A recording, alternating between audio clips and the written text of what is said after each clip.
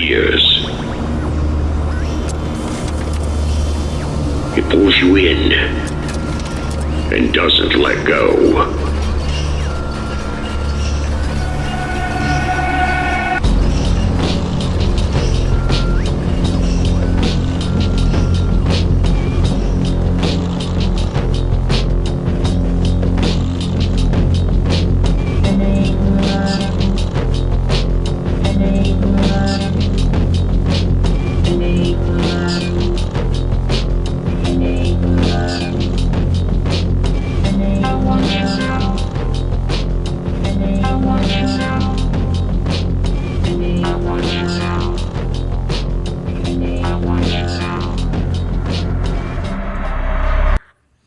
Okay, hello. Welcome to the Carousel Podcast, first of 2026.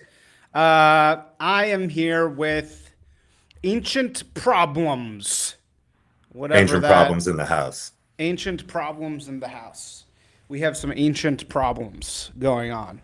And we're here to discuss you being homosexual, being a massive homosexual. Huge. Coming into year 2026. What's it like for you? It's it's unfortunate because I was hoping that I could come out to my family by getting gunned down on like my first night out in a gay club or something. But unfortunately, there's like not a lot of I'm not going to go there. But no, yeah, I'm really loving life, and I just took a noticing walk, and I'm living a nice gay life. Nice. That's we Yeah. love to hear that. Yeah. So no, in actuality, you are a very cool Substack writer, and we wanted to continue the discussion around Jacob's piece, The Lost Generation, and also tie in another piece by Helen Andrews where she's calling it The Great Feminization, where she's basically, ripping off things that I and others have been saying forever, which is that there was a tipping point in the workplace at a certain point, and it became hyper feminized at that point, and that kind of ruined everything. There was also an article in the New York Times saying, did women ruin the workplace or something? Which is so clearly this idea that this tipping point was reached with women in the workplace, and that really changed everything, is even go into the mainstream, because I think women experience this themselves, Now, the way that so you have a piece titled "It's Not Feminization, It's Androgyny," which I think has an interesting thesis that we'll talk about, which is sort of like, actually, the problem here is not femaleness, it's something else, which is a great take. I'll just say my connection between these two pieces, and let me just lay this out a little more clearly for the audience. So Jacob's piece, obviously, he was a guest on here, exploded the entire world, and it was about how white people, white millennials in particular, had been discriminated against for many years, and how much that affected. Oh, where'd you go? He left. Where'd you go?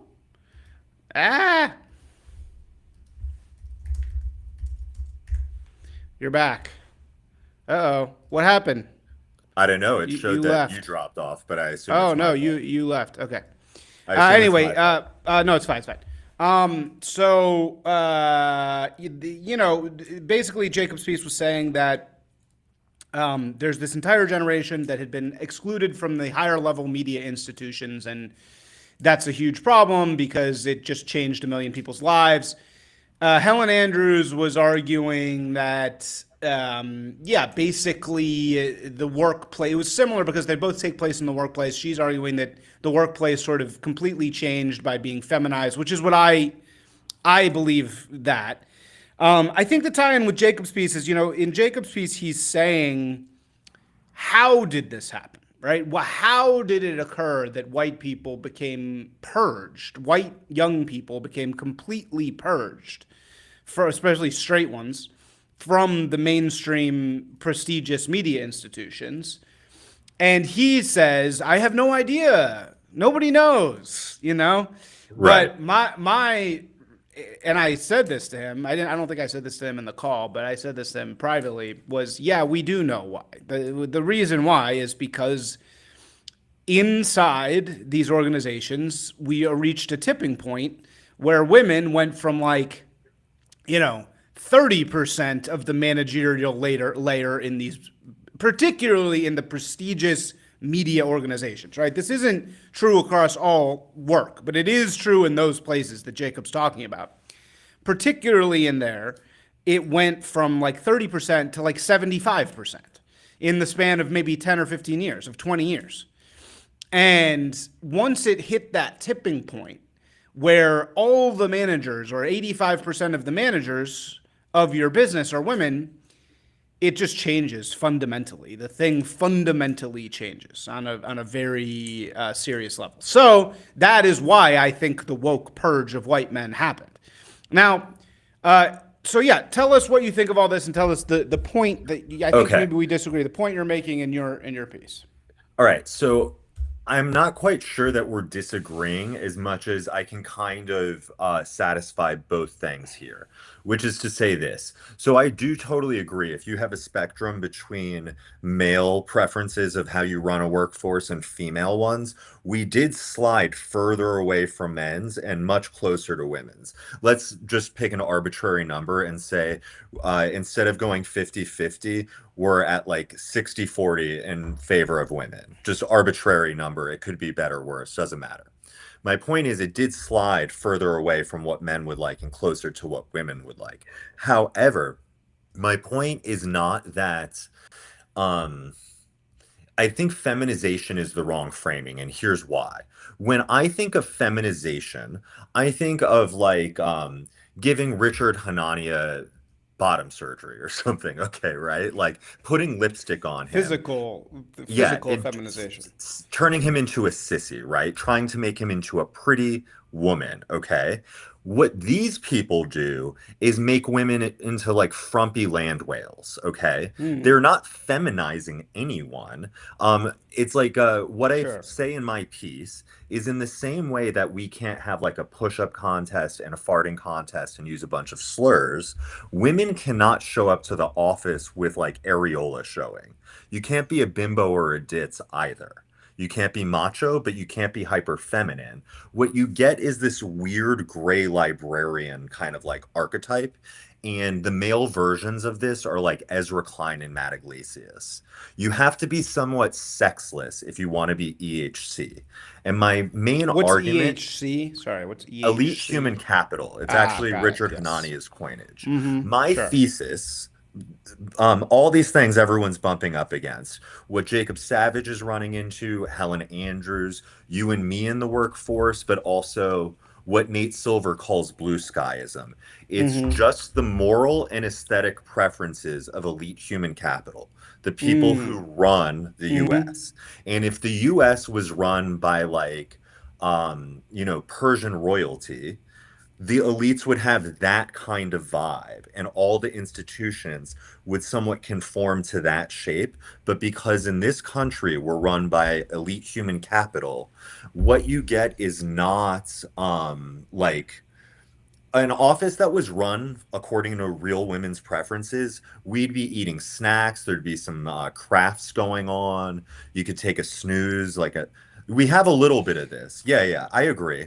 But I'm saying the snacking, there's definitely the overwhelming amounts of snacking.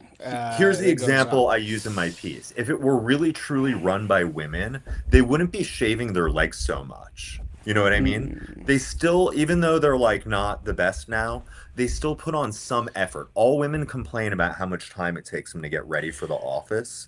And I think if it were really run by women, they'd have hairy legs and they'd be farting in front of each other. And it would be less dainty.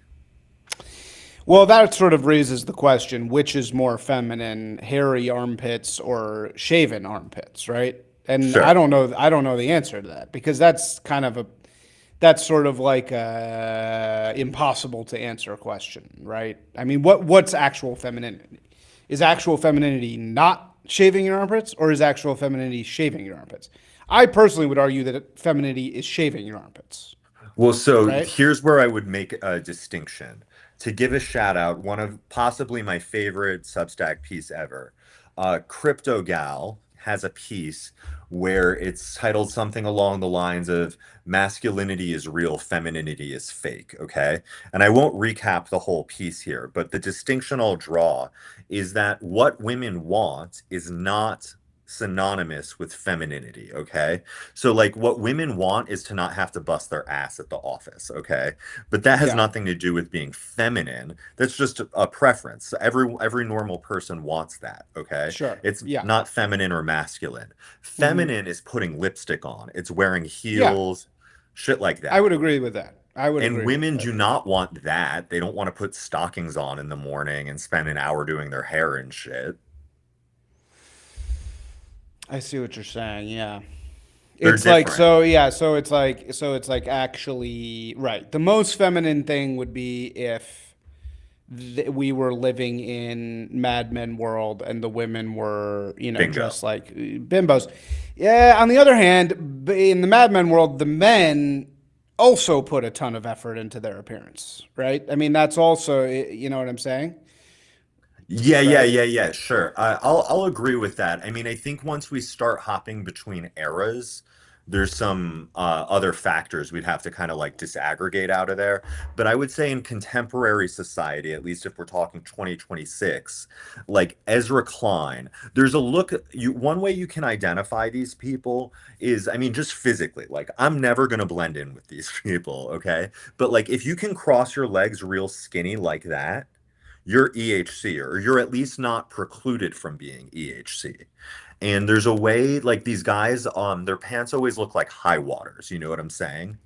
Like Mm. it's like they're trying to hide an erection like all the time or something. They always sit like they're embarrassed that they have a dick. What's that called? That's called cock shame. Yeah, they're cock shamed all the time. Yeah, like they never Yeah. pass the green line test, right? Yeah, see, but it's like it's interesting. It's sort of it's an interesting point, right? Because what would the feminized workplace actually look like? I mean, it's like because right, what does it actually mean to be feminine? And but so tell me, like, okay, blue. Let's go through what these other thinkers are saying. What, and I still don't really get how your point is affecting Jacob's piece. But what does Nate Silver mean by blue skyism? What does he mean by that? Okay. So he outlines like three basic things. I'm going to just go directly to his article so I don't fuck this up, but I do list them too. Um, Actually, I'm just going to go back to my piece. But basically, he's talking about things like catastrophism. Like on Blue Sky, if you want to make a point, what you don't do is like make a very plain statement like, I think that pollution is bad. You say like sea levels are rising, and if we don't do something about it in the next 9 years, we're all dead.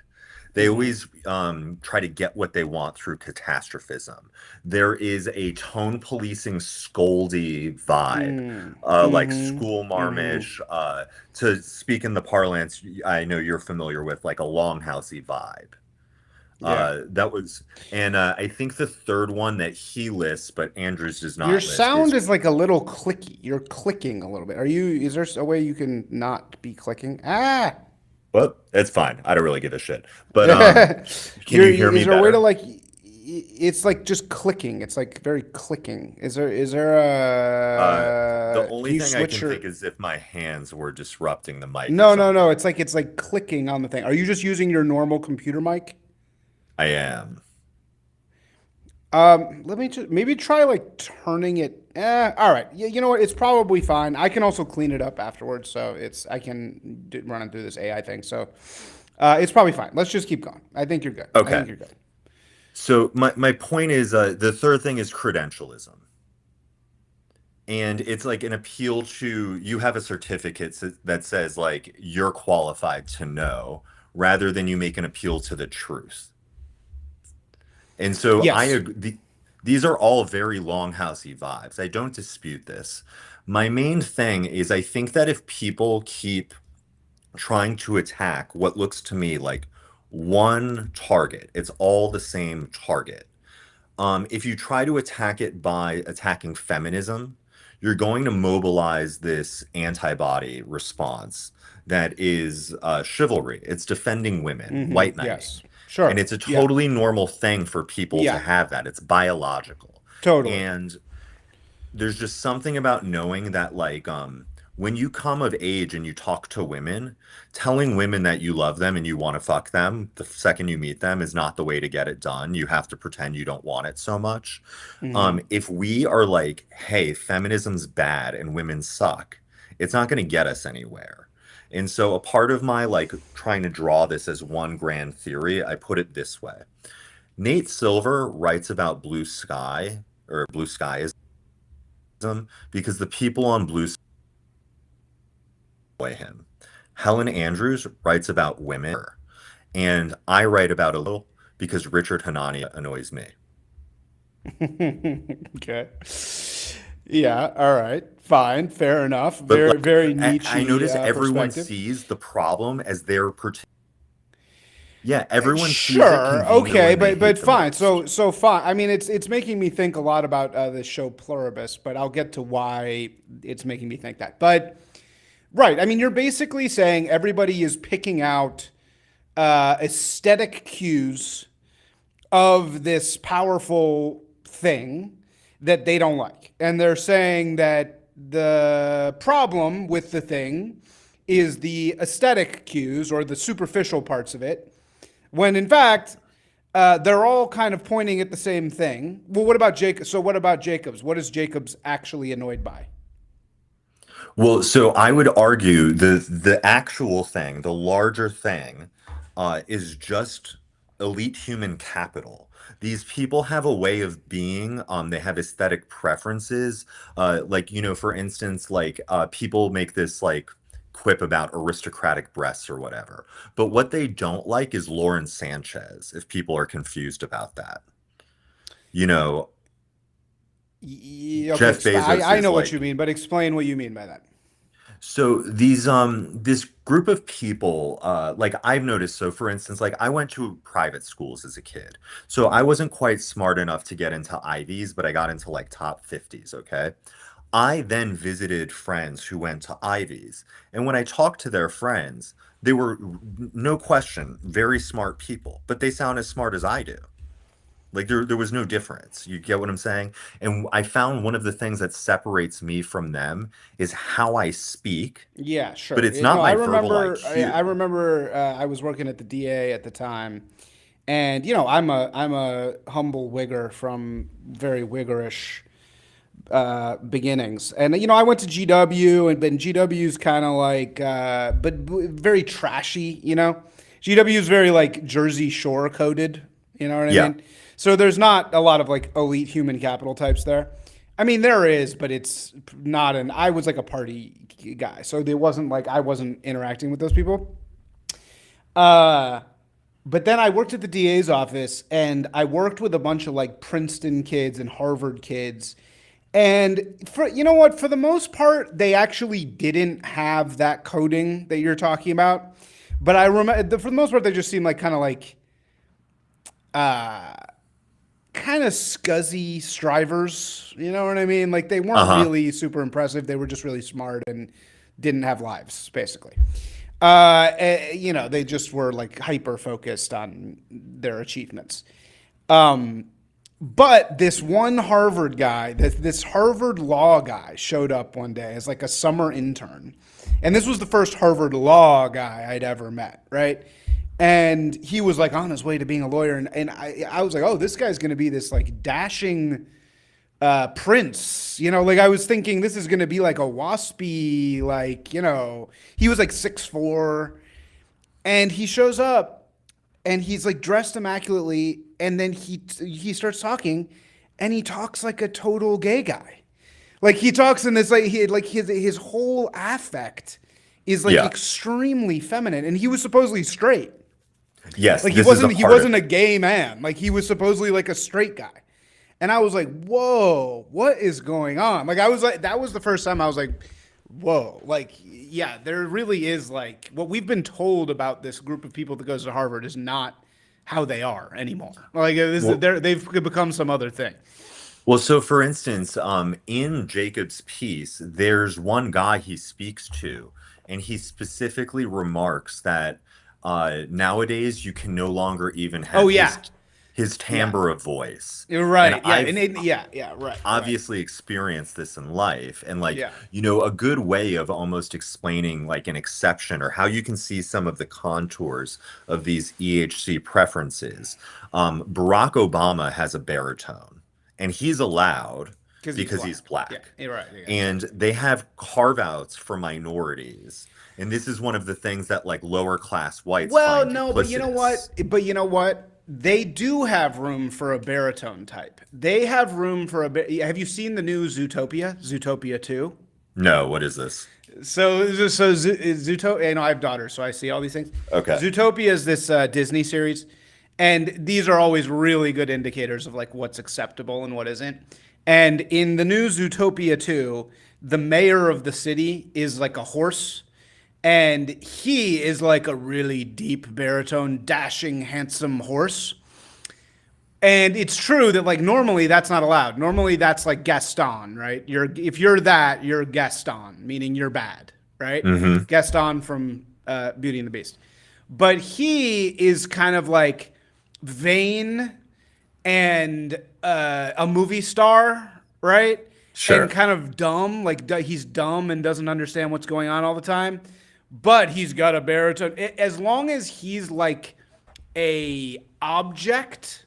Yeah. It's so funny that it's like now we sound like feminists in the 1960s, right? We're like complaining about being objectified. But it's like as long as he's like a completely dumb, hollow object, he's absolutely allowed to Sure. be deep baritone. What you're not allowed to do is be a man who ever gets angry about anything ever, or Yeah, has yeah, yeah. any sex drive in any way. That's not completely already, approved because you're a dashing superhero, right? Yeah, like you're not allowed to be a man outside of like a very, very narrow, empty, sort of Yeah. a hollow projection of dashing, handsome man with deep voice, right? You So can be like the prince, but that's it. so one of the points I make is that something that elite human capital hate, Wait. they Sorry, go ahead. Go ahead. Sorry. they hate any reminders of sexual dimorphism. Anything that shows that blank slateism is bullshit, they hate if you talk about it or announce it. Like they like if you call someone like a black guy, their skin crawls. They just can't handle it, like you have to find some other way to talk about the one single black guy, like they hate any reminders that like you noticed anything. Sure. And Well, uh no. You mean they hate immutable characteristics. That's what you're saying. Well, specifically you mentioning or noticing them. You get what I'm saying? Like, Yeah, that's a big Dugan thing. yeah, Dugan's and very good on so this. He's very good if on this, and you, he talks a lot about the biggest threat to them is immutable tribes, immutable characteristics, and that's why they attack those things so intensely because those are a natural threat to a system that wants to boil everybody down to interchangeable cogs because that's the cheapest thing, right? So yeah, I anyway, mean that's definitely part of it. It's like, to, talk about the latest slop cycle for a second. There's that interview of Pal Ramos with those two people from Based Camp, Malcolm and Simone Collins, and it's yes. she's that former Vice reporter, and she's like sitting there on the chair, and she's like, well, black people are genetically no different from any other group. And like, she knows, as Glow says, she's doing the goofy schmoofy face. She's pretending not to know. So you think she does know? I A don't think hundred she percent. knows. I don't think they know. She's a very she's like, dude, she's like hundreds of years of selective breeding. She's like aristocracy. Her father's like a news guy. They have a show together, if I'm not mistaken. She's hereditary, yeah. And she would not have escaped high school not knowing this. For sure, she knows this. I don't think Yeah, she's you guys on your side get very hung up by this. Like I'm so much more of, as I've always said, there's like three pathways into the dissident right, which is, by the way, completely pointless, and I regret ever getting involved in it to begin with. But it's either the HBD, JQ, or WQ. It's either woman question, Jews, or Aha. blacks, pretty much. That's And an I'm a interesting WQ. insight. I'm like a WQ entrant, you know. Sure. Well, But you guys are very much. Of course, I have like stains on my shirt, and I look completely yeah, it's all ridiculous. good. You guys are like more. You're more of the HBD type, I but don't think I am. I would no. put myself more on the WQ, and here's why. Oh, okay. So I have But it sounds like I'm a you're saying we shouldn't do WQ. well, so I reject the framing of it is basically what I'm saying. Like, Okay. one of the reasons of the left has been very good at winning for a long time is, um, they've at least had an illusion of message discipline through whatever means, maybe just through mass conformity and people repeating things. But they have found a way to suppress some of the like uglier elements, at least up until recently. And what that does is it gives them a veneer of prestige. And I think that if people go around trying to like HBD can be 100% factually correct, but like you're not gonna like red pill the American public on this. Like it's just like it's or not morally, but it's socially corrosive. It's like a problem. There's a reason noble lies exist, and I'm kind of calling not for like mass dishonesty, but like I think that if telling the truth gets you shot, it's okay to bite your tongue now and then and like be a little Straussian here and then. What I was gonna say is STEM guys Sure. I find are way they're they are not as chipped on their shoulder about women as word cells like me are. Because if you're a STEM guy and you're like a quant, when are you like competing with women Yeah, anyway? exactly. Yes. They But don't if they don't see it. That's why it's like uh-huh. you really can't see it. Like I have friends who are, groypers, and they uh are particularly obsessed with Jews because their limited interactions with Jews are all with the Jews being above them, right? Because they work in construction, or they work in, their landlord is Jewish, but they don't really have any actual interactions with them. So it's like this kind of like distant thing. But they're still interacting with them. Whereas in those worlds, in like the construction site, or even in pretty much in a lot of workplaces, it's still not really an issue in the same way, right? I mean, they experience it a little bit, but in my world of media and marketing, it's Right. like overwhelming. The change that women have brought is overwhelmingly noticeable, right? So, sorry, what were you saying? I didn't mean to interrupt you Well, there. no, You were no. actually So making a I'll point. actually go that direction for a second because I have a few thoughts on that.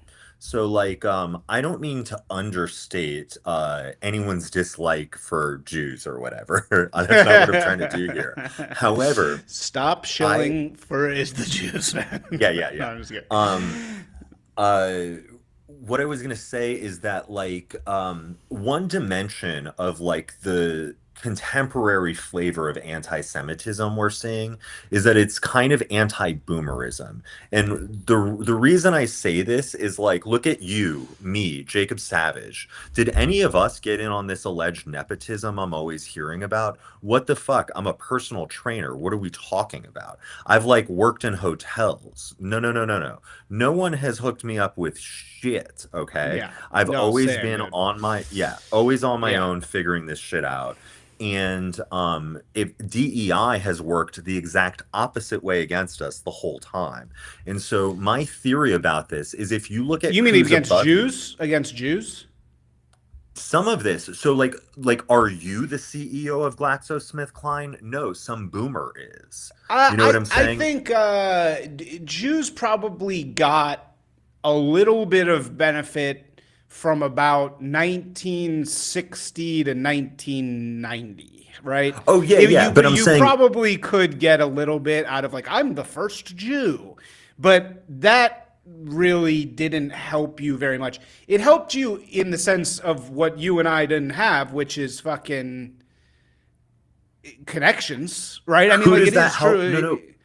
But it right? doesn't help you that much. It helps the firm that hires you. If you're a white shoe law firm in like Atlanta and you hire the first Hebe, you're like, hey, look how progressive we are. We're great wasps, aren't Yeah, we? sure. Yeah, yeah, yeah. That's what I'm Anyway, saying look, is like it helps them more. this is a let's not go on this tangent because we'll end up talking about Jews all day, which is the last Sure, thing I sure, want to do. fine. So But my let's point go back is, to the I think your points are much more interesting what you're talking about. I think a lot of like contemporary distaste right now is just that like people are fed up. The US has been run under certain myths for a certain period of time. And the boomers are just the first generation to be born into this world that doesn't remember what it was like before progressivism was like the hegemonic thing, okay?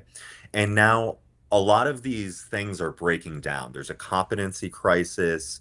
There's, issues with men and women not getting along, not getting married. There's all of these things are coming to a head. And I think that a lot of the things that the boomers worshipped, which is maybe like their own sense of being liberal, of being inclusive of women, inclusive of Jews, inclusive of Black people, that people want to reject it just out of being ticked that like they think a lot of the things they've been told are bullshit. Yeah. And they're right about that. Uh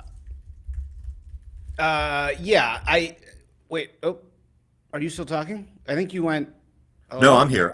Oh. But Sorry, I was responding to a commenter. But yeah, no, I yeah, I yeah, I made a yeah. mistake, so now we're No, gonna this pay is for what it. non-Jews don't understand is that actually that's not true at all. Okay, but the larger okay, let's go back and why don't you I think what I want to get back to is your really good point about this is not feminization, it's androgyny. You're trying to say something there that I think is actually very profound and very true. I don't really agree with you that we shouldn't talk about the feminization thing. I don't think talking about it or not talking about it makes any fucking difference. As I've That's legit. recently learned, I think that it doesn't matter. If we don't have any fucking power anyway. It doesn't matter what we say. We are never gonna own anybody with memes. That's what I've realized. Yeah, sure, it helped win the presidency, but what did that do? Not a lot. You Uh know, I mean, like maybe a little bit, but I mean, okay, I'm not saying not a lot in general, but to solve this particular problem we're talking about right now, not a lot, right? That's all I'm saying. So, like, look, I'm still a Trump supporter, et cetera. I'm not trying to like shit on Trump, but all I'm saying is, I don't think talking about women or not talking about women, there's no strategy to be had because there's no solution. There's no solution. What could we possibly do? There is simply no way to reverse the whether you want to call it the feminization or the HB or the what are you calling it, the elite human capitalization of the workplace. There is no way to reverse it. There's only one way, and that's massive global war. And we're, in my opinion, now that I'm looking at it, we're just waiting for that. There's nothing we can do. I mean, we can start businesses like I have. We can, grow some fucking balls and on a day-to-day basis, not get into white knightism, not be cowering and afraid and et cetera, et cetera. We can all do that every day, but that's not going to fucking fix it, man. It's too late. It's over. It's that. What are you gonna I do? think Fire okay. every Hold on. woman that works for fucking Warner Brothers? So here, It's not gonna happen. but all right, okay. But these things are not the only options. Like it's not just Like, this thing what else or could you do that. then? Maybe it's multiple choice. And so one of the things is the way you framed it is by talking about it, I won't fix it. And like I'll just drop the point to you and say you're correct. That doesn't mean the only reason you could talk about it or not talk about it is to fix it. So for instance, like what if something I Sure. want to do is disenchant people of this war between the sexes? And I'll put it to you this way. All right, look, I used to work sales in New York, And this is a great thing with the screens we have going here. You would be sitting on one side of a desk traditionally, and I'm sitting on the other side of the desk, and I'm asking you for money, and you're looking at me roughly the way you're looking at me now, and you're like, Okay. this fucking piece of shit thinks he's gonna get a credit card off me. And I'm like, no, it's a good idea, blah, blah, blah. You know you want it, you said. But I found that when I took my office and I rearranged it, and I made the desk kind of push up against the wall, and I put a bench in, and I made my prospects sit next to me. The screen we're both looking at it on the same side. Ah, interesting. Nice. And Yeah, all I of a like that. sudden, people's guards are pretty dropped, especially like if you're a big guy, people can feel boxed in, whatever. So I want to get their guard down. And Sure. what I want to do is take the heat off of women trying to tune every guy they see on the way to the grocery store up for whatever malady they're having in their life, and start to explain that, like, it's not that guy. He's just some random fucking dude on the road or whatever. A lot of these issues are downstream of the people who rule us and are in power in institutions. And if you're going to be ticked at anyone, you should not like the opposite sex, because like if you're not having sex or you're pissed off all the time, it just makes a shittier world. Well, I certainly agree with that. I don't think it's like women's fault. I don't think it's like it's like the same with like trans people, right? I don't think it's like I don't hate trans people. It's not like I like But you, see a trans person and I'm like throw them in jail. I'm aesthetically completely disgusted by them, but I don't hate them. I don't think they should be like killed. It's not their fault. They've yeah, yeah, been yeah. fucking they've been tricked by a system that fucked them up. It's really But not their fault. It's the if anybody should be killed, it's the fucking doctors. I but mean when that's you really who should be. But if you talk about the longhouse, how do women typically respond? Or if I use the word But who snatch in front of a cares, woman? man? Who gives a shit how they respond? It doesn't matter. They are never going to be convinced one way or the other. It's. What are you? You're supposing. I like your analogy of oh, you got to warm the people up. You're big. You're going to sit next to them, etc. That's all, of course, true. But that assumes that there is a solution. That assumes that there's a deal to be made. There's no deal to be made. There's never. What could you possibly do to fix this? The only thing you could possibly do is either create an entirely new civil rights free economy, which is what I'm trying to do, Uh-huh. or just blow the whole fucking thing up. There's no other way. You can't. What are you going to mass fire every woman with a Okay, marketing but degree? It's I never going to think happen. I think you're going back to the idea that the only consequence about talking about it could be that there's like a Okay, but so policy. fine. So what could be the good outcome then? Right? Like let's say like 30% of women who are currently like real pissed off at men, and 30% of men who are real pissed off at Sorry. By women. the way, I just have to say for legal reasons, when I'm saying civil rights free, I mean legally civil rights free within the common law. I just You mean like mean freedom of I association? mean freedom of association. I mean constitutionally legal. I mean civil rights free in the sense that we aren't illegally bogged down by phony civil rights expectations. Sure. That's what I mean legally. And, so later in a court of law, I don't want to be hung up on me saying I'm doing something illegal, which I'm not doing. Anyway, sorry, continue. Well, yeah, no, that's fine. But what I'm saying is, like, I don't think the only wins are like things you score on a political scoreboard. There are cultural ones. I know I sound like Yarvin or whatever. People think he's coping. I think like I'm liking Yarvin more and more these days, man. I think he's I just like more and more Yarvin a right. lot. But yeah. One thing I like, so one thing to use him as an example, people will read things he's written, and then they'll look at things Trump has done that somewhat vaguely resemble things Yarvin has written about at some point. And if they don't work out 100%, they'll go see Yarvin's writing fantasy sci-fi shit. And it's like, Okay, but like, do you think Yarvin would have done it that way if he was in the fucking chair? He probably would have done some other weird shit. I don't know. But the point is that like their time horizon for testing or thinking about any of this shit is if it didn't happen this week, nothing's ever gonna happen. And that's just such a fatalistic, like loser mentality. Like I'm not saying we're like gotta, do Shawshank Redemption or like dig our way out of jail with a spoon or something. But I'm saying like don't think that the universe is like always going to give you what you want immediately. Just nothing good in life works this way. Okay, but that's so general, right? I mean, that's such a general, like, of course, all that's true, but I guess I am becoming more Yarvanite Uh-huh. because,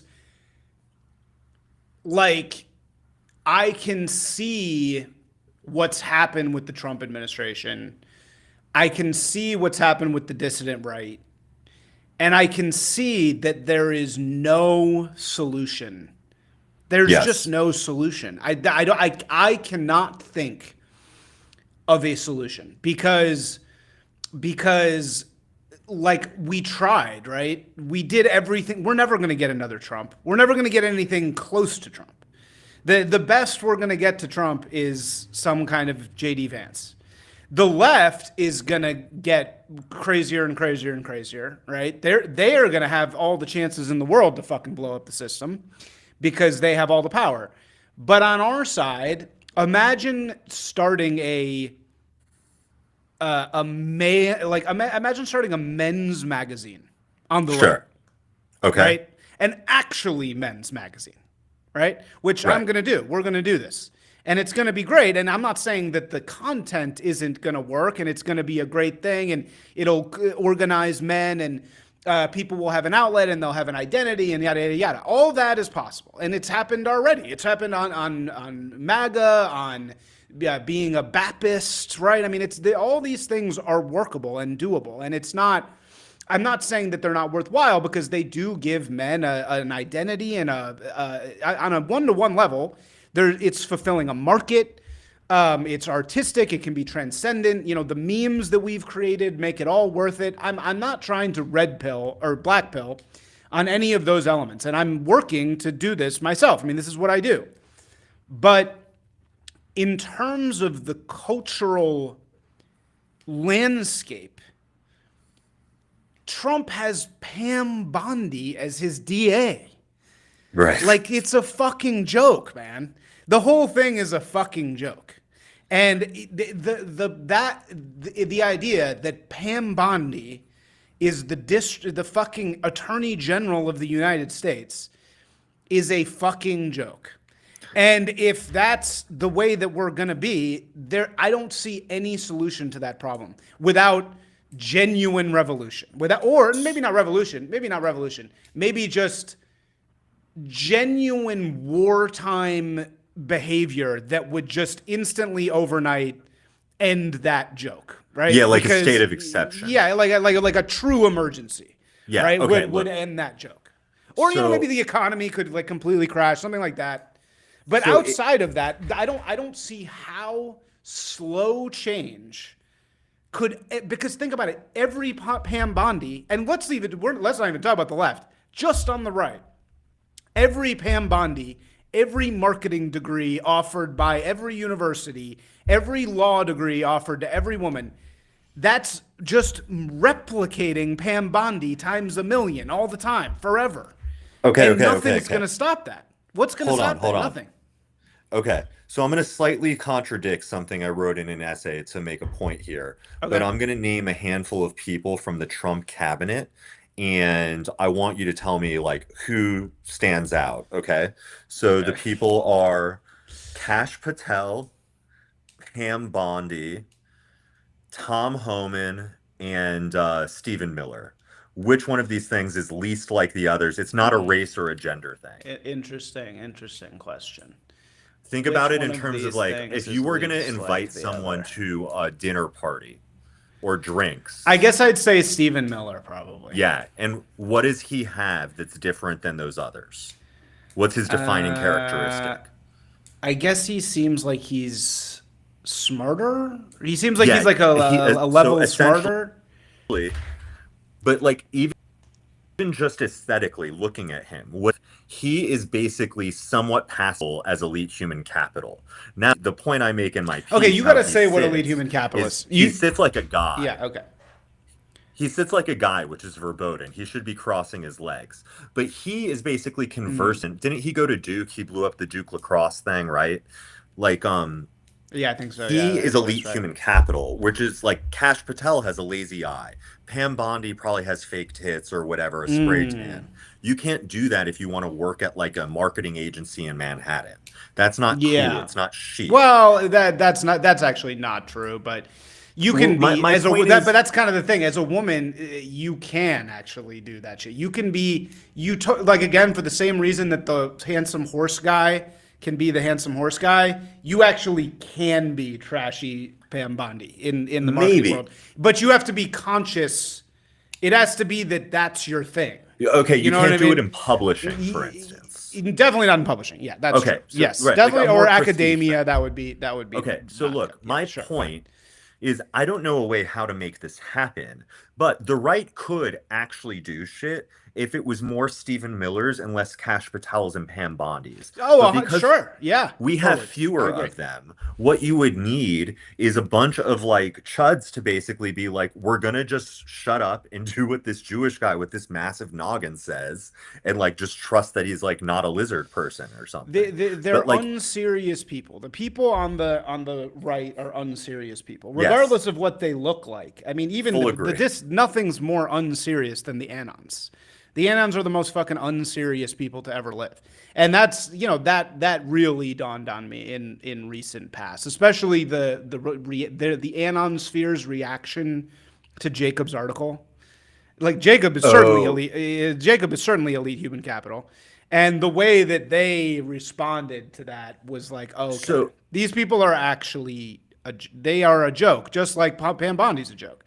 The the whole the right way is a fucking joke. It's the whole thing is fake. It doesn't the exist. way I think There is of no it right. is I liked his piece, and I think it's the right piece. Like going back to what I was talking about, message discipline. He basically has perfect message discipline in this piece. It's totally palatable and acceptable to someone whose mind can be changed. Will it necessarily get changed? No, but some people's will. And I agree with Jacob on that. I also think some of the criticisms were correct, but what I don't like is sometimes there's like Hanania calls it like the based ritual, but there is this thing where sometimes you're around a guy and nothing's ever enough, where like you could literally like watch a nuclear bomb get dropped on a nation and they'd be like, why are we being so gay about this? We should have dropped 8 bombs on them. And you're like, bro, like what are we doing here? Some of the reactions were more like that, where there's nothing that's ever enough for these people. And I agree that like you basically got to tune them out or tune them up. Well, yeah, okay. So why don't you define I still want to get back to like your core point, but why don't you define what you mean by elite human capital? Because that's something that I actually am not super familiar with that. I know Richard Hanania, blah blah blah. But what do you So, mean by elite human capital? okay, so I'm going to make an interesting argument here, which is what elite human capital accomplishes for Richard Hanania is his background is basically being an HBD kind of like white nationalist, racist Right. type guy, okay? Yes. Hmm. Um, EHC is a mask for saying some people are genetically gifted and can deal with prestige and money, and other people are not. Now, it's not racial, okay? You can have a completely multicultural cast of elite human capital, but what I'm talking about is like, you're not going to see a lot of people with lazy eyes or spray tans or fake tits. You're going to see more androgynous people who cross their legs. They have master's degrees or doctorates, sometimes several of them. They think a great time is to do the crossword. They're never gonna go like jump out of a plane or do have sex in a bathroom stall without a rubber. They're never gonna do all this fun shit, okay? They're a kind of rigid clerical class of person. And they're the type of if you in middle school, they were the treasurer for your class or whatever, like this person who like almost thrives on paperwork and busybodiness and just a feeling that like merely by voting you're doing something. This type of human who's like wearing a pin, I voted. These are all like classic EHC kind of earmarkers. And I think that what Hanania is trying to do is find a way to say, like a way that's passable to more liberal people. There are some people who have more refined features and they're a little more educated and they're more genteel. And they're the only people who are good at doing shit. And it's again, it's not like race based, but I do think he's trying to pussyfoot around like Stephen Miller's in, but like Ketanji Brown is not. Ay, ay, ay, man. It's like you're doing this thing that I've actually noticed you do before. You're like clawing at something, but there's so much detail in what you're doing that it's like it's getting lost to me. It's getting lost because it's like it's not really true that they're not hedonistic. They're just gay. They're just gay No, no, yeah, dudes. yeah. You know what I mean? So So it's like the only thing you can't be is a straight guy. You know, you can definitely be like an effete gay meth addict. That's completely fine, and that's what those I'll people are. You know, that's I'll what push that's back their a little bit. sexual thing. I'll push back a little bit on this. So when you remember some years ago, Biden had some presser in the Rose Garden, and there was this like male to female transgender Yes, I person remember there, this. Yep. and they Hmm. dropped their top and their tits were out on TV. Yes. EHC people don't actually really like that. They will not let you do shit like that in the office. They're like, I think that you're seeing the tail end of some bad behavior that was like they didn't do a good job of suppressing, but I think that that is not actually like EHC. Like neither conservatives nor like genteel people were thrilled to see this dude's tits on TV. Well, but Hanania. So is Hanania himself an example of EHC? Because he's like Uh, extremely dysgenic, and you're saying like no lazy eye, but the fucking Hanania like is lazy eye as a human. You know he, what I mean? Like he he's a lost a lot of complete. weight. He's looking slim. He's looking slim. No, dude, His he eyes is are a clear. fucking freak, bro. And I know he's like athletic disaster. You know, like he's a fucking disaster physically. I don't think he So quite is. I think he's kind of shut out. But the main reason he's shut out is he has a legacy of saying things about, for instance, like blank slatism being bullshit, about dimorphism that rule him out. But it does make him a good judge of where the line is. but isn't so much of their thing actually leaning into those flaws? Like what, as we just said, What flaws? what's the sound of their voice? The sound of their voice is basically I'm frozen. Can you hear me? Yeah, I This hear thing you. I just hear died. you. I'm here. The sound of their voice is basically Ira Glass, right? Ira Glass is the sound of the voice of elite human capital. And Right. Ira Glass's voice is like mushy and flawed, right? It's Well, like the like, okay. flaw is the point. They like the fact that one of them has lazy eye, the fact that they're ugly, or they all love what's their favorite model? It's the one with the vertiglio. Like the ugliness, they like, don't they like that? Isn't the flaw kind of I the again, point? I And that's think where you're it's like what seeing. you're saying is getting lost Well, in, so, but right? how many years do you have of that versus people essentially dressing like in Ralph Lauren or LL Bean or Arc'teryx or whatever the fuck, some goose down Canadian goose down jacket, whatever the fuck, some preppy stuff. Most of our history in this country is elite people basically dressing like that, and we have 3 seconds of that Sam Brinton guy who's like cross-dressing and Right. stealing African ladies' shit, okay? We have Yeah. a very small sample of that, and I think people are getting hyper focusing on this woke element that was allowed to metastasize super fast, super abruptly, and that it's not indicative of the larger data set. Okay. I don't dispute Okay. it. So that's where I will. This is where I will start to agree with you. I think that what you and I've been kind of trying to make this point in various ways for a long time, which is that wokeness actually is over. You know, wokeness is over in the sense that, yeah, I think you're kind of right that like parading around the fat black woman as the face of Calvin Klein, that's done, right? That's pretty much Right. fucking done. And I think that, you know, the tranny on the Bud Light can, they figured out the limit there, and now they're going back. The large, what that evidences in a much larger sense is the nature of this thing that we're up against. And this is why I fucking love this new show, Pluribus. Have you seen Pluribus?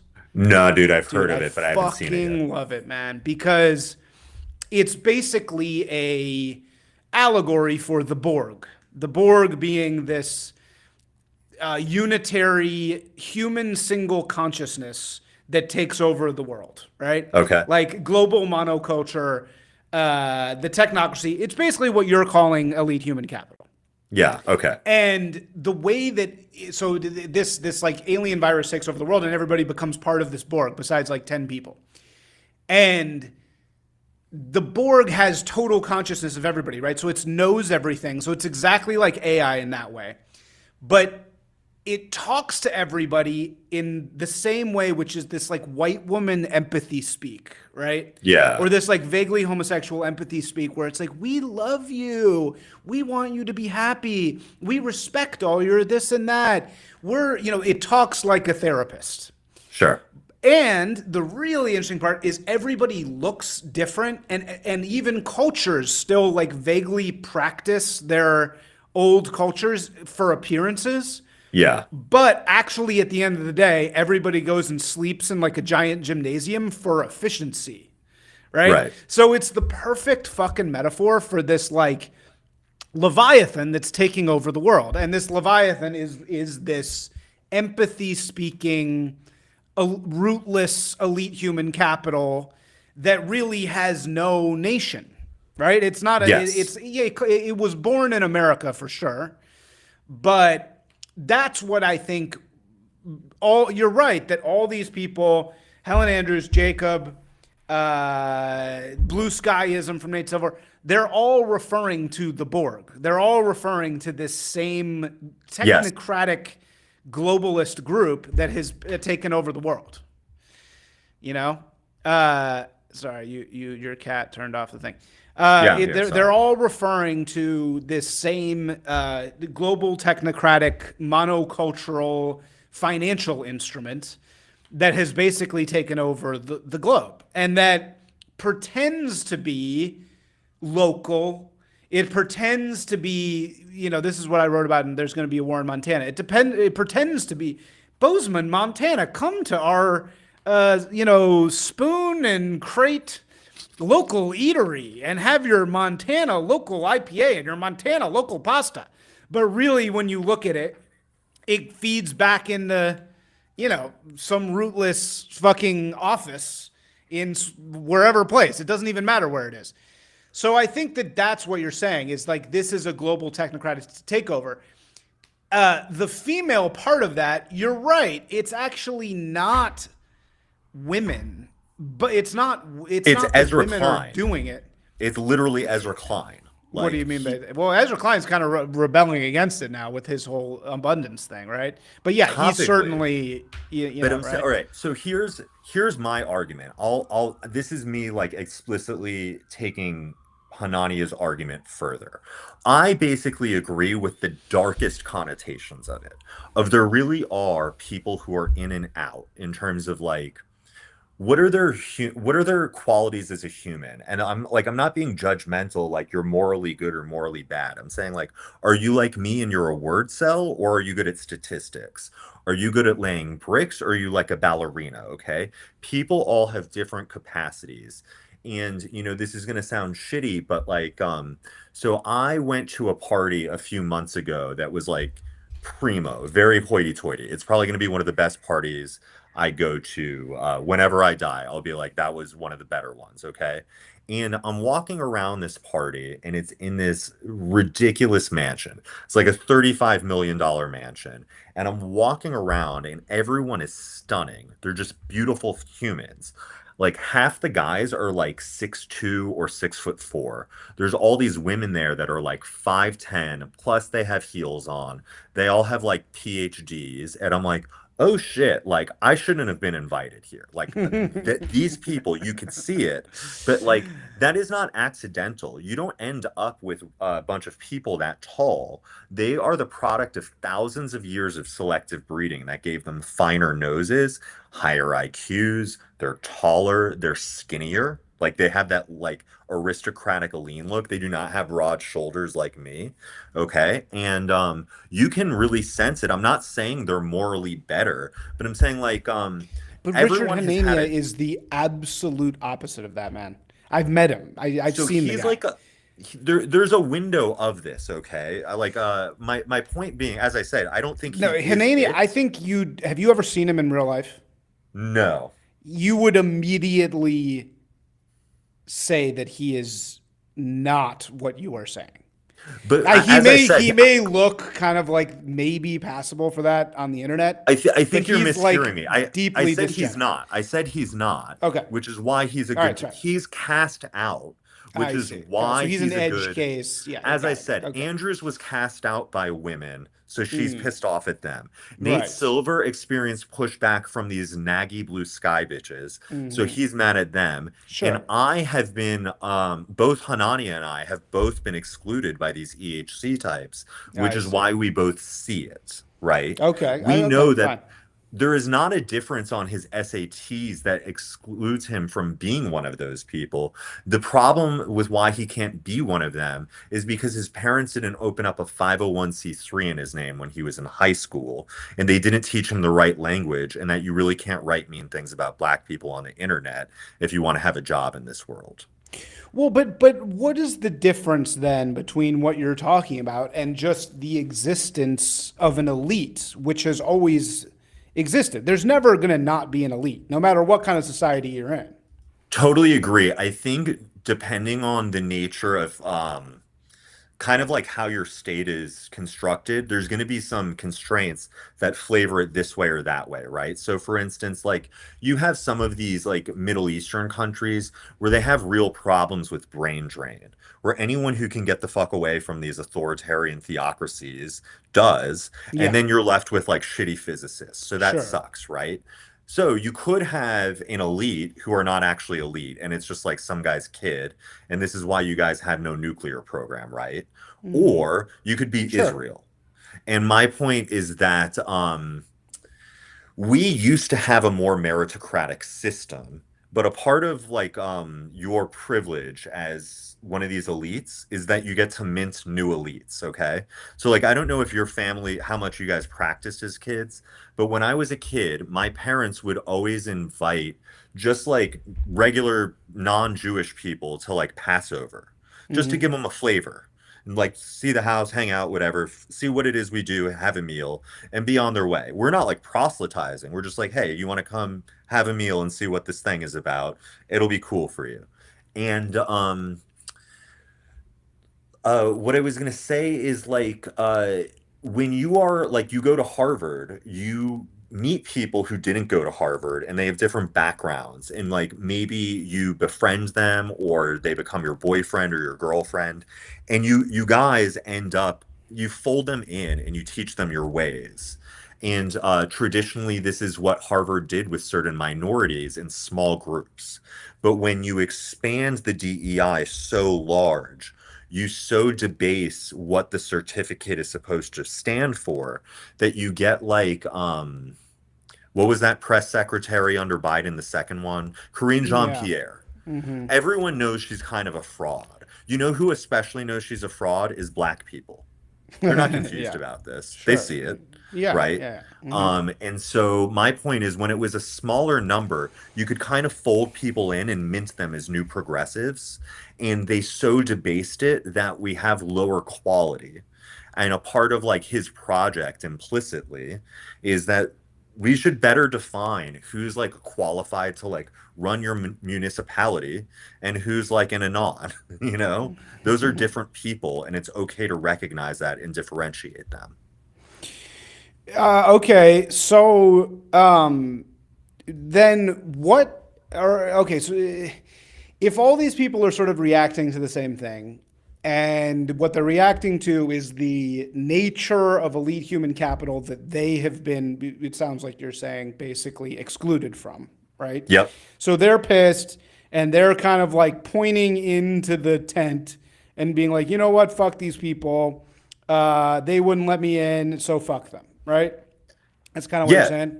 It is with the right, it's Jews, right? Or that's one of Well, the not the groups. right, but it's one of them. Yeah, sure. It's It's one of the hard to say the but right. right. But my point is, I'm saying that it's I guess there's some on the left, but the left argument is not that it's not a nepotism argument. They're just talking about Palestine and Gaza, all this shit, okay?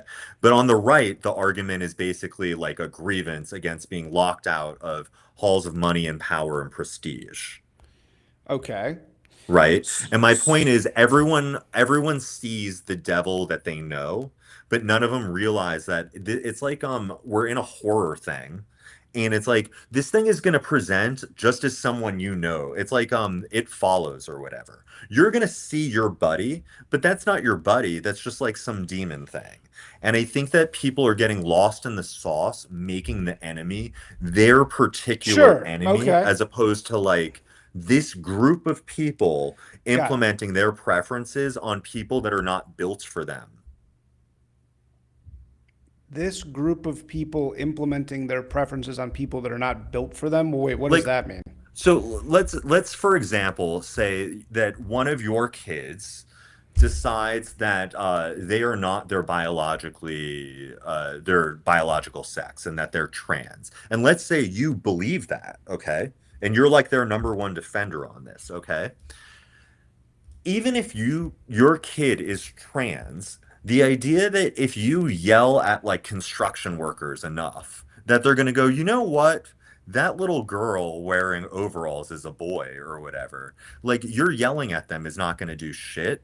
And I think that these people, if like, I don't want to be like, oh yeah, they should like go cut their kid's dick off. I don't believe that. But my point is, what's even worse than what you do to your kid is trying to force people who just by their biological disposition are not going to be cut to play your little word games or whatever, like whatever you think you're doing here.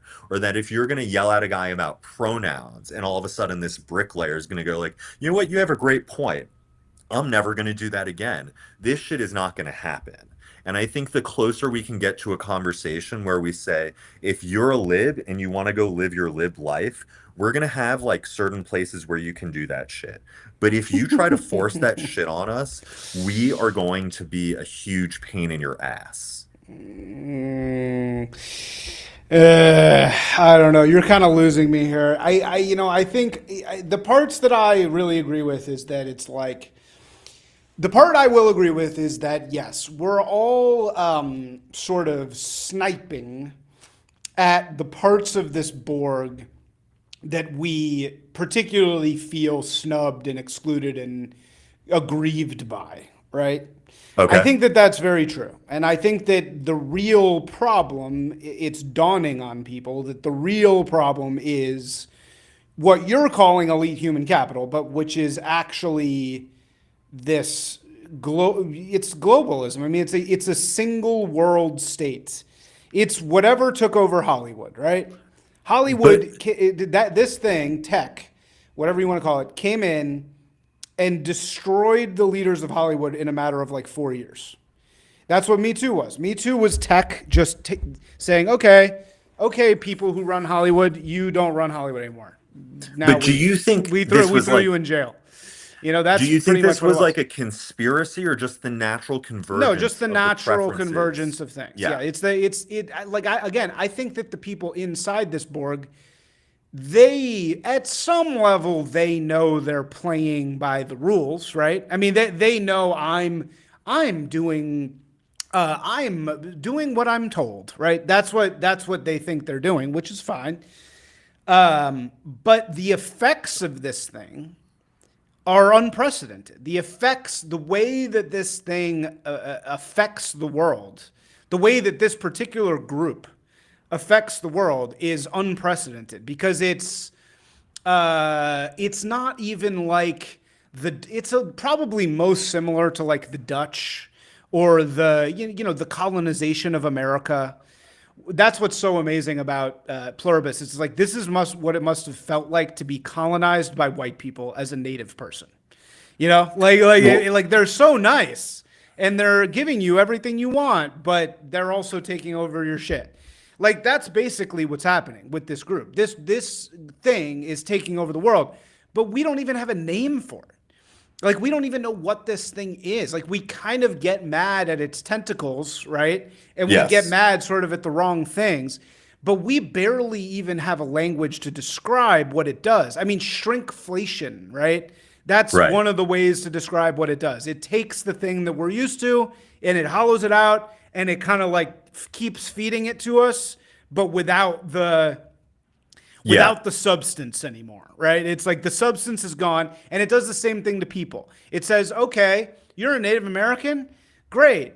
Go be a Native American in the sense that you talk like a Native American, you look like a Native American, you wear the colors, you celebrate the holidays, and we respect that.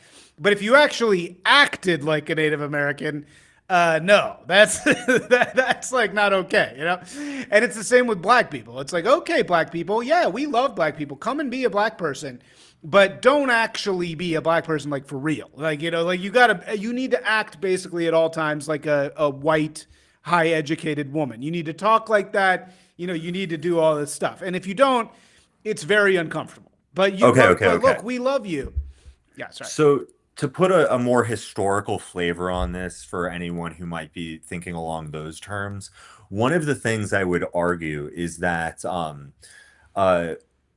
this country for a long time had Protestants really doing a good job running the show, right? Like whether I agree with their politics and all of that is another thing. But like, were they successful in becoming hegemonic? Basically, this Puritan work ethic, all of our school system basically comes out of Boston, Massachusetts. Like, these people, the Boston Brahmin, they really kind of like spread their stuff over the US. And you still meet these people, and they're often very highly refined people. And then I would argue that because their culture has been so dominant, either because it's actually superior or just because the Protestants themselves were in power centers. A lot of who become successful in the US are people who ape those things. So, for instance, you'll often see like highly successful Asian Americans or Jewish Americans dressing crazy preppy, or you used to at least. No, and the point absolutely. is that like if in this country again you needed to wear like whatever like MBS wears, you would wear that because that would be the hegemonic ascendant culture. But in the US, the historical preponderance has been basically like white Anglo-Saxon Protestant culture, as opposed to say Cavalier culture or like Scots Irish borderers, whatever.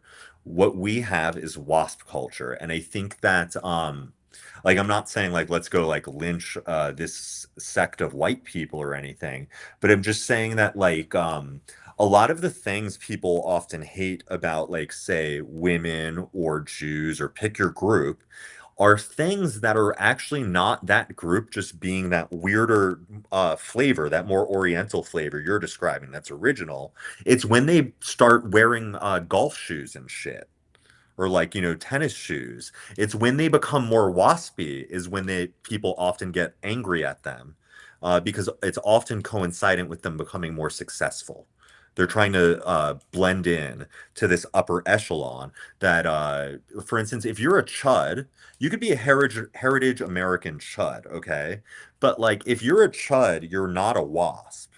And like my point is that like you can be, I'm not saying you're not American or anything, but I'm saying that like you're just not going to matter in this ecosystem because they're going to screen you out. Yeah, okay. No, I'm not disagreeing with that. I'm not disagreeing with that in any way. I mean, yeah, I agree with everything you've just said. I think understanding the WASP dimension, that it reflects historical values from like hundreds of years of their stick up their ass culture, is important to understanding why like Hanani is not them, but he apes them. He tries to blend in, right? Yeah, okay. But see, what I think is that this thing that we're dealing with is not this thing was born from that. Okay. This thing that we're talking about was born from that, but it isn't that. Like I think that the next 2,000 years are going to be completely uh, defined by basically this thing attempting to take over the world and people resisting it. You know, I think that that's basically what is happening. And this thing is not WASPism. It's not global American empire as much as people want to say that, because America was founded by Christians. You know, it's like so much of this is the part that we're not remembering. So much of the fight and of the morals and of all this shit was Christian. It was a Christian thing. And yeah, you were supposed to be tolerant of other religions, definitely, but that was also part of being Christian in a way, Okay. right? I mean, it was not that's Christians will balk at that because obviously you're not supposed to be tolerant of other religions as a Christian. The one thing you're supposed to require is that you become Christian yourself. But this you're right that it was within the American cauldron. It was with the complete overwhelming global success of whatever America did, of whence this thing was born, right? But it's very interesting, for example, and this is kind of the perfect metaphor, that the people who created the integrated circuit, basically the people that created what became computers, are ultra like self-debasing, aesthete people from Iowa. You know, like I think they call them Congregationalists from Iowa, who are basically Christian communists, right? They're like, Yeah. no flair, no wealth. We're the most base people. Those people made computers, Right. but computers are not those people. You know, I think that this crop of technocrats, globalists, whatever you want to call them, they're a new thing. This is a new thing. And women, the reason why we keep going back to feminization and women and et cetera, women is kind of their most powerful tool. Sure. Only in the sense of the workplace. Because it's their tool, and it also is what's going to be their downfall. Because again, this is not against women in any way. This is not saying that women are deficient or bad. It is merely saying that women are not interchangeable cogs with men. They aren't. And they never are going to be. No matter how much you try to make that work, it's never going to work. More so than race. More so than race, more so than gender, more so than anything else. Men are not women. And if you put women in charge of your Borg, of your thing, it is not going to function the way that you are telling people it's going to function, right? It's just not going to fucking happen. And that's why the wheels are falling off already, in the sense of Jacob's piece, because it's kind of like when people go and say, hey, the Constitution only works if you have a certain Sure. Intelligence, a certain commitment to morality, a certain all these things, right?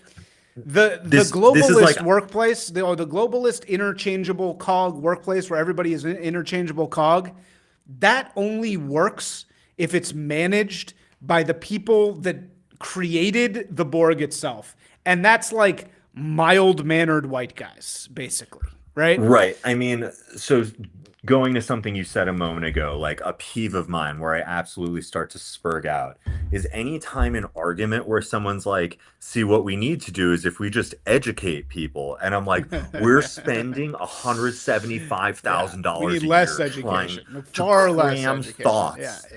cram thoughts into retarded kids on drugs' brains. The idea that we're going to educate people and then they're going to vote in the right way or whatever the fuck you think is going to happen Yeah, is maybe the dumbest thing I've ever heard in my life. totally. Yeah, Yeah. no, well, no, education is just indoctrination, right? I mean, that's all that it is. Education is just another word for we need to indoctrinate them.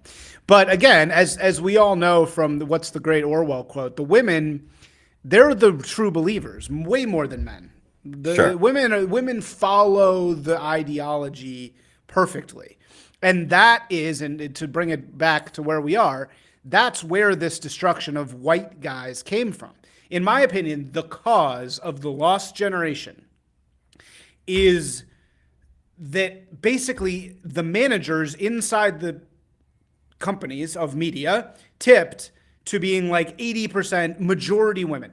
And as soon as that's what the longhouse is, and as soon as it tips like that, the subtlety of meritocracy, the subtlety required by meritocracy, is out the window.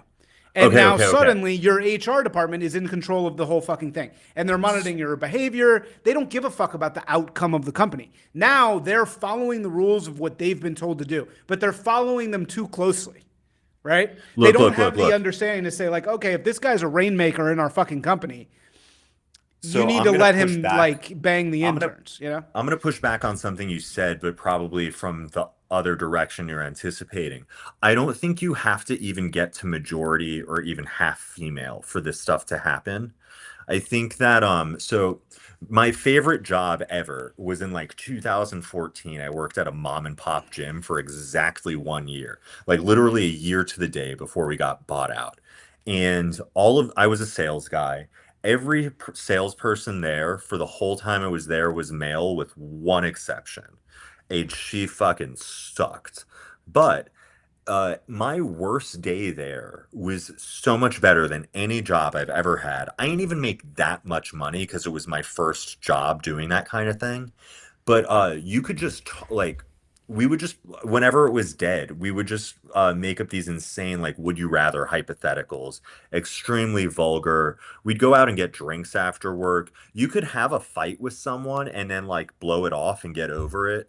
Totally. And I've just noticed that like if you drop one chick onto your Salesforce, there's Yeah. like a whole bunch of things you like to do that you like really That you can't can't do do. No, anymore. it's absolutely Now, true, man. I'm not blaming this woman by any means. I'm just Yeah. saying, out of our natural inborn biological and social chivalry, we just like don't fart in front of each other anymore. Stuff like No, that. well, right, Okay. and it's not only and it's everywhere. It's like I go to the Equinox and all the guys, nobody's naked. There's a little bit of nakedness, but really everybody should be butt fucking naked in there for the guys, right? In the guys' locker room. But no, it's like it even creeps into there, even though that's supposedly a guy's space. Just the overwhelming presence of women just changes everything. And again, I'm not even fucking. It's not. I want to bring back into the world that thing that you're talking about, where it's no holds barred. The bottom line is the power of the creations that you're making, and I think that is what changes when you are in a majority woman workplace, and they're the managers. The goal of the business changes, and this is probably what Helen Andrews. I'm imagining she's saying the same thing, probably because she got it from me, but I'm imagining that the point is that the goal of the business changes from the quality of the output to the quality of the environment. Yes. Because that's just what women do. They make sure the quality of the environment is good. But when that is the goal of the business, then that sucks. Then the output sucks, and actually nobody really wants to work there because they don't want to be handheld in that kind of way. They don't want to be they don't want a mom. They don't want to go to work and be at home with a mom. They don't want that. They want to go to work and strive and achieve. Or at least that's what a lot of us want. So that's what I want to bring back into the world. And yeah, you're totally right. Even the presence of one woman does totally change the vibe. I think that first of all, it is not every woman. Some women are completely fine with this and hilarious and good and contributors and whatever. So I'm not going to say it's every single woman does this, but a lot of them do. Like Will, my agency, we run it. Total no holds barred, and we just talk shit to everybody the same way. Everybody gets extreme shit talk to them. And I heard this woman who is supposedly all cool. She was a cool girl. She's based. I'm so based. Blah blah blah. And I told her one time, I said, stop whining. And she fucking never let it go. Like, it was like, you cannot talk to me that way, et cetera, et cetera. I was like, dude, do you see the shit I say to everybody else all the time? But it was like, no, she could not be talked to that way. And right, it's like, as a man, I'm sort of missing the white knight gene. So I actually do treat people basically the same. But most men, that's appalling to them. Treating a woman poorly is appalling. And that's good. That's a fucking good thing, Yeah, this is a point I'd like to make to take a little bit of heat off the ladies. Is sure. A woman can be 100% based, and still men will become a little bit more gentlemanly on average. Oh, absolutely. In her presence, without her ever asking or even knowing. Maybe she just thinks they're always like that. But I do think in general, there's certain things that like we know not to do in front of women. And because it's like an inborn and biological thing, you're never gonna like legislate it away, which is why like a solution like yours, like freedom of association, is obviously superior to just saying, well, what we're gonna do is send a memo to HR and say things have to be even for real this time.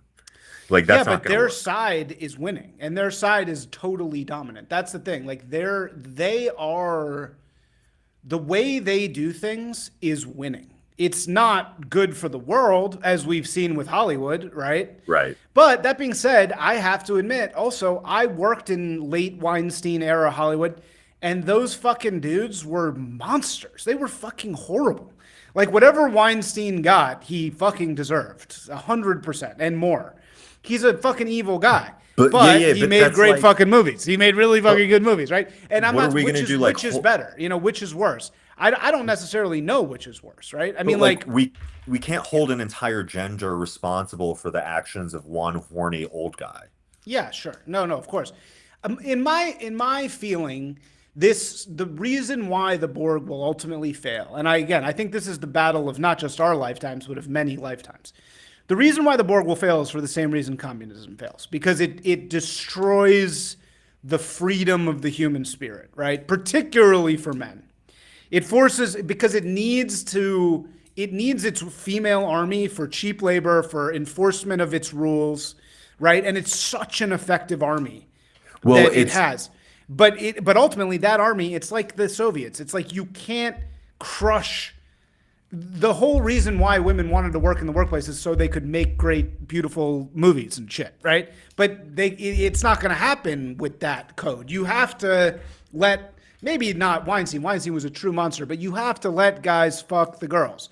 You have to let people say whatever they want. You can't make people into these HR, antiseptic cogs. You're never going to get good shit out of that, in my view. Anyway, sorry. What were you saying? Yeah, no, you had something I was going to respond to. I'm not sure I have the thought gathered, but yeah, like, I mean, I basically agree with you. I think that you're right about it. It runs antithetical, at least to most humans, how they think and like what actually works and what's practical. But this is what I was going to say. So I can tell you think about this analytically, like you're thinking of it as like the Borg. And like one thing I would say is that there are some asymmetries with why institutions themselves tend to favor women that have nothing to do with them really loving women and everything to do with it's good for the institution. And so one of those things on economic terms is it's way more important for your economy that you keep female labor participation high rather than male labor participation, because women spend way more and they want to have their credit limits be as high as possible, because they're like 80% of consumer spending. And so if I want to like, go smoke weed and fuck off all day, and a woman could otherwise be that person, the system would rather have me just go fuck off and sit on the couch all day over like my wife, because my wife is prone to like buying clothes and bags and Yes. shoes and little tchotchkes and Yes. shit like this, whereas I'm more likely to buy nothing and then in 9 months drop like 2K on one guitar or something. Right. Yeah. No. I mean, that's And yet we're not even another remotely reason. close. Yeah. It's like the perfect storm, man. It's like women are the perfect victims and shock troops of this thing. Just it's like the perfect sum of things for them to completely dominate the workplace, right? You know. Well, yeah, but again, so here's my thing is like I think if you could do this, you could try this. Ask women, how happy are you with like the current workforce? Like what your day is like at the Yeah. office No, or I don't from your think. work Yeah. from home. And they're gonna go, it fucking sucks. And so when you say they Right. dominate it, you may be right, but I think if I'm trying to put myself in their shoe, I'm an empath. If I'm trying to put myself in their shoes, I'm gonna be like, bro, get out of here. No, I right. don't I buy your think the shit. egg freezing thing is so appalling to them on sort of a core level that, again, like I said, I don't think that they're gonna win. I don't think that Borg is gonna win. Especially because it's like anti-God. But ultimately, human creativity will prevail. But I think that what the world we're entering, and I think your piece is saying exactly this. You're basically saying the exact same thing. You're saying all of these political wedges, whether it's women, which we're saying, or Jews, or the Obama, like all of this shit is actually besides the point. And that's what I'm also saying. I'm saying, hey, dissident right guys, it doesn't fucking matter if JD Vance shares your meme. Right. That's not gonna fix the problem, man. Bingo. There's you're not gonna win that way. You're not gonna win. You're not gonna stop this thing that has taken everything from you, right? It's taken your fucking community. It's filled it with violent people who have destroyed your subways. It's taken your job. It's made your job a fucking adult daycare.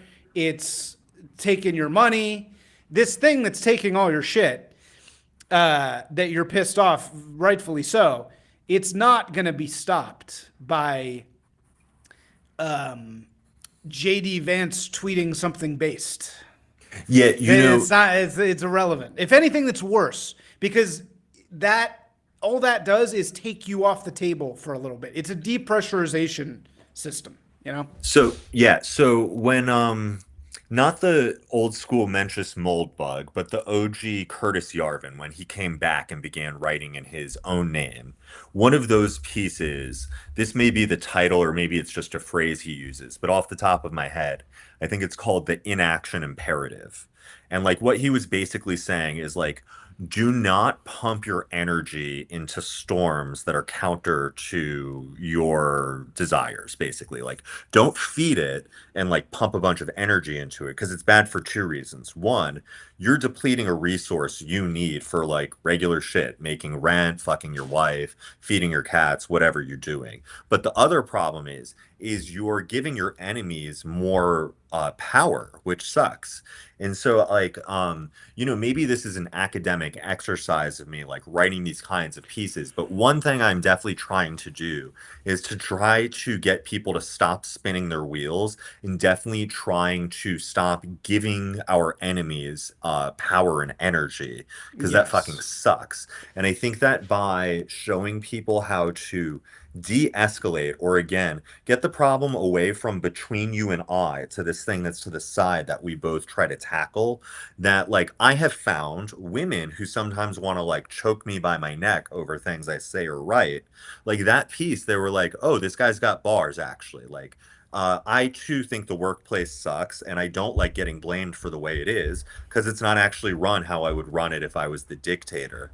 And I think that like I can inhabit both worlds where like I do feel like a lot of things are longhouse, but I don't have to use that verbiage because I feel like it may animate my enemies in ways that are disadvantageous for Well, me. and it's also not. It's really isn't women's fault. You know, like it Right. really isn't their fault. So blaming them is not right. Was spending all day being mad at women is not the right approach. And so I agree with you there because it really is not their fault. They're involved in something that's so far above their heads and so powerful.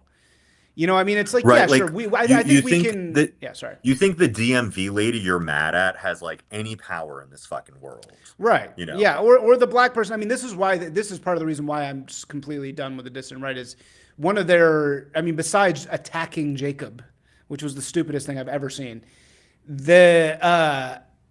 one of their big critiques was you blamed white guys instead of the women and the blacks who took the jobs.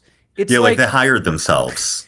show me one person on earth, white, Jewish, anything, that would, for a super sexy job in Hollywood, show up and apply to the job and get the job and then be like, oh no, you chose me because of my race. I am not taking the job. No person on fucking earth would do that. Nobody. If you're a 22-year-old person, you want to go work at Warner Brothers, you know how fucking hard that job is to get. You're a Right. finalist for a MacArthur Prize. You're going to be like, oh, nope. They discriminated. I'm a black guy. I'm not going to take that money. Like, fuck, nobody would fucking do that.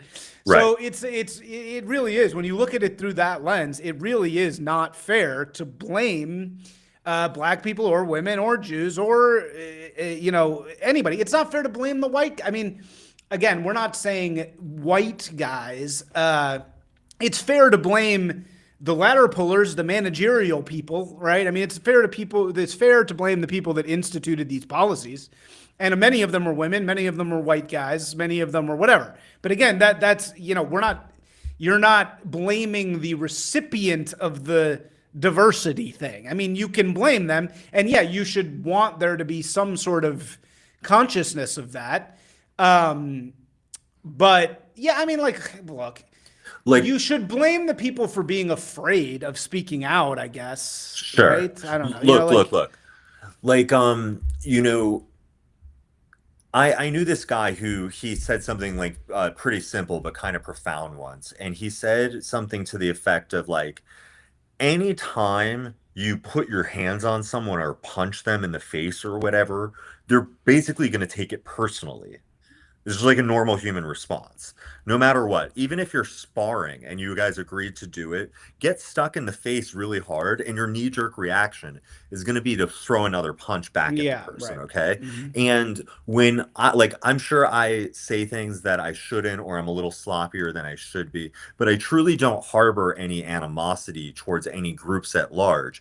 And just like they say like capitalism dissolves a lot of grudges. Well, sex does too, and I've basically had every kind of girlfriend in my life. And this is true, I've had multiple black girlfriends, not a problem at all.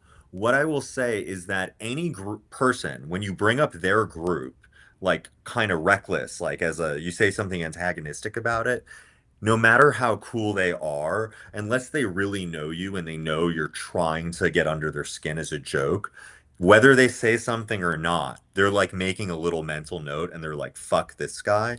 And people should just be aware. If you talk about any group on the internet, like, oh, those people, you should expect, even if you're correct, that people from that group are going to get pissed off at you. Right. No, okay, I'm with you. All right, I gotta run now because I actually have a meeting in 4 minutes. But dude, thank you so much for joining. And yeah, anything you want to show before we go? All I would say is people should check out my article so they can actually see like how I hit the beats. It's called "It's Not Feminization, It's Androgyny." Cool. Thanks, Thanks man. a lot, man. Talk to you later. Peace.